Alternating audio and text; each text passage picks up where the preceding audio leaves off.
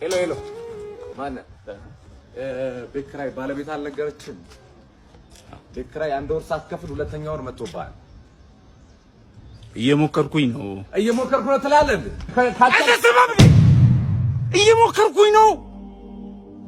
ያንተን የቤት ኪራይ ልከፍል እየሞከርኩኝ ነው። የልጆች ትምህርት ቤት ልከፍል እየሞከርኩኝ ነው። የሚበሉት አጥተው እየሞከርኩኝ ባለቤት ላማታል። ሰው አይደለ እንዴ? ይኸው ተመልከት። ይሄ የልጆች ጌም የሚጫወቱበት ልሸጥ እየሞከርኩኝ ነው።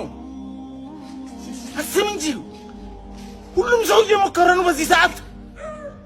እጁን አጣጥፎ የተቀመጠ ሰው አለ እንዴ?